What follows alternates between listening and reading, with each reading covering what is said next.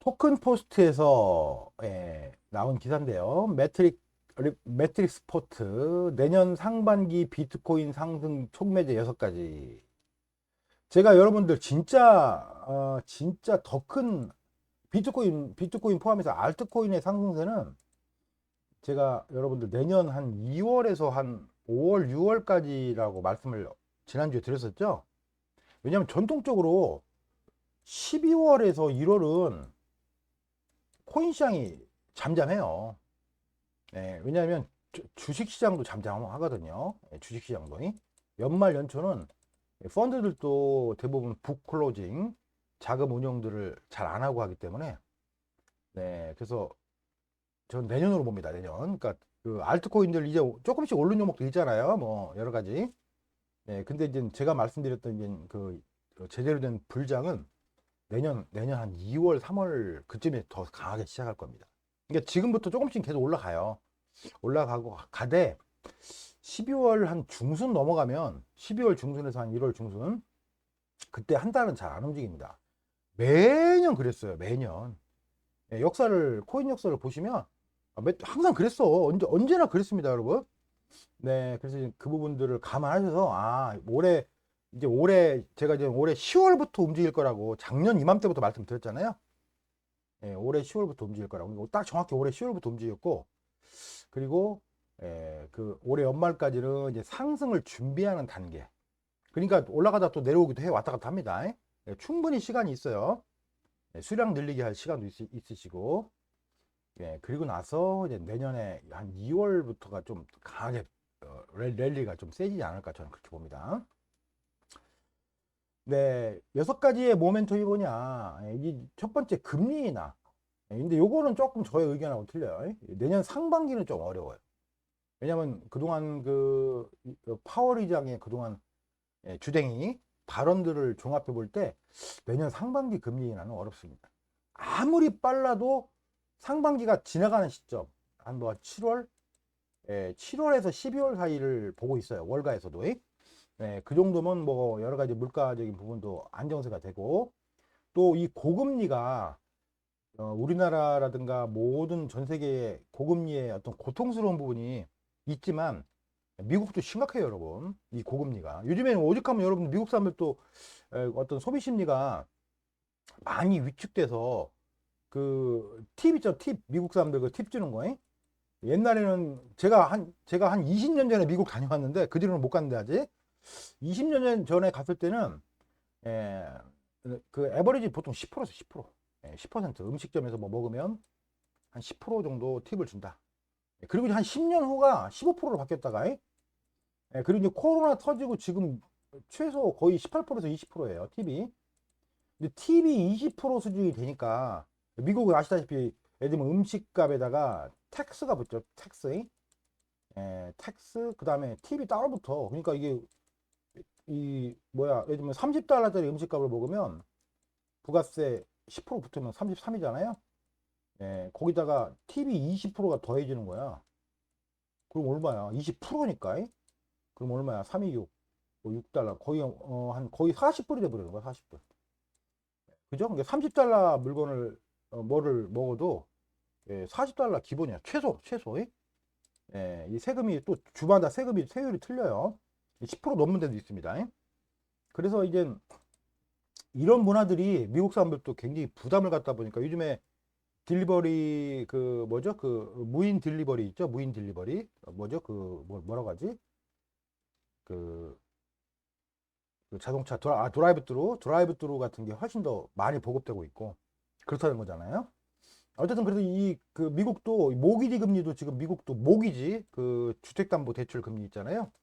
프라임 모기지가 7%대요. 7%. 프라임이 서브 프라임 말고 프라임과 서브 프라임의 차이는 우량 등급의 그 모기지가 그 프라임이고 비우량 등급. 근데 이 미국 사람들이 그러니까 집이 아무래도 좀 새로운 집이 덜 팔리죠. 새로운 집이. 그리고 이제 미국은 고정금리가 대부분이에요. 우리나라 좀 변동금리가 아닙니다. 나도 이게 신기해. 미국은 어떻게 해서 고정금리를 유지할 수가 있냐, 이게. 그러니까, 금리 오르기 전에 예를 들면 20년도에 2020에 제로금리 시절에 2020 때 서브프라임 프라임 모기지 금리가 예를 들면 뭐 2.5%다. 2.5%. 왜냐면 은행들 그 당시 금리가 제로였잖아. 제로요. 예, 0.25나 제로였단 말이에요. 근데 이제 그 은행들 예금 마진이 붙잖아요. NIM, Net Interest Margin이라는 NIM이 붙기 때문에 통상적으로 2.0에서 2.2% 정도 됐대요. 예, 이게 주택담보대출 금리가.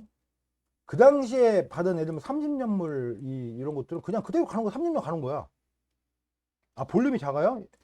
이게 이상하게 요거 있잖아요. 요거를 하니까 자꾸 볼륨이 요거를 키니까 볼륨이 지 멋대로 내려가. 이게 아마 저기 볼륨 그 어저스트 기능이 자동으로 있나 봐요. 지금 다시 커졌죠. 제가 이 볼륨을 키웠는데 이걸 보고 얘기하다 보면 볼륨이 자꾸 작아져. 이거 아마 나중에 아마 옵션이 있는 것 같아요. 죄송합니다. 하여튼 그래서 결론적으로는 하여튼 내년 언제쯤 있을 내년 언젠가 있을 금리 인하라는 첫 번째 모멘텀. 얘들은 내년 상반기로 봤는데 전 상반기로 안 봅니다. 예, 그 다음에 ETF가 분명히 승인이 돼요. 근데 저는 올해는 승인이 안 될 거라고 봐요. 조만간에 뭐 ETF 관련돼서 승인이 날 거다 이런 얘기가 있는데, 여기 저기 토큰포스트에 얘들도 내년으로 보더라고. 얘들도 저도 내년 상반기로 봅니다. 그 다음에 뭐 서클 상장, FTX 최근에 운영 재개가 되면서 FTX가 이제 말 그대로 이제 파산했잖아요. 파산. 그래서 이제 인수자를 찾았고, 그 다음에 일부에 대해서 운영을 재개해서 지난주에 FTX 코인 FTT가 급등했죠. 뭐 더블 갔죠. 뭐 그런 것들. 그 다음에 비트코인 반감기, 그 다음에 이더리움의 업데이트 등등을 여기 전략연구소는 내년도 코인 시장의 긍정적 모멘텀으로 본다. 이 부분이. 저도 상당 부분 요런 부분들에 동의합니다. 그래서 제가 지금 말씀드렸던 여러 가지 코인 시장의 강세 요인들을 종합해보고, 그리고 어떤 시기적으로 예측해 볼 때 내년 4월이 반감기라고 말씀드렸죠. 그리고 제가 이제 1년 전부터 말씀드린 반감기 플러스 마이너스 6개월, 그러니까 올해 10월, 제가 정확하게 내년 4월을 기점으로 올해 10월이다. 그 다음에 플러스 6개월, 내년 10월이다. 이 말씀을 제가 1년 전부터 드렸어요. 1년 전부터 정말. 반감기 플러스 마이너스 6개월. 그래서 올해 정확히 10월부터 강세장이 시작이 됐고, 현재 요게 내년 10월까지 간다고 보시면 돼요. 근데 정점은 하여튼 요 4월 전후에요. 그리고 기억하시겠지만 2021년도에 가장 이 폭발적인 장은 여러분 언제였어요? 3월, 4월, 5월이었습니다. 여러분 기억나시죠? 3월, 4월, 5월 미친 장, 2021년도 미친 장, 아주 그냥 어마어마한 장 기억나시죠? 네, 그래서 아마 비슷한 시기가 나올 거예요. 왜냐면 그리고 여러 가지가 그때가 딱 좋아요. 왜냐면 말씀드린 대로 12월, 1월은 전 세계 금융이 잘 안 움직여. 그러니까 큰 추세가 없어요. 다 뭐죠? 크리스마스 여행 가고 다 그렇게 놀고 놉니다. 특히 미국 유럽은요. 원래 12월, 1월이 없어. 또 1월은 중국 애들도 저기 설날 있잖아. 설날 중국 설. 우리도 설이고. 그래서 그때 1년 지나고 오는 경우도 있는데 1년 지나고 오는 경우도 있어요. 근데 저는 이번에는 1년 지나고까지는 안 봅니다. 그건 시기적으로 조금씩 다른데 저는 이번에 하여튼 플러스 마이너스 6개월 요때가 그 가장 큰 1년 지나고 올 때도 있고요. 항상 역사가 똑같이 되풀이되는 건 아닙니다. 저는 그래서 이번에 제가 설정한 건 플러스 마이너스 6개월 이거다. 물론 이 시기가 일단 시작은 정확히 맞았어요. 시작은 10월에 시작한 거 맞아서 끝은 언제일지는 몰라요. 우리 이제 FM사님 말씀처럼 1년 이후가 될 수도 있는데 근데 최근에 금융 환경이나 이런 걸 놓고 볼 때는 반감기 지나고 1년이면은 2025년인데 너무 늦어 그거는. 너무 늦어요. 그때하고는 좀 틀려. 저는 그래서 어쨌든 내년 4월을 중심으로 어쨌든 좋은 장이 분명히 지금 이제 벌어지고 있는데 여러분들이 그걸 놓치면 안 된다. 예, 그 말씀을 오늘 토큰포스트에 있는 매트릭스 포트를 통해서 한번 말씀을 드렸습니다.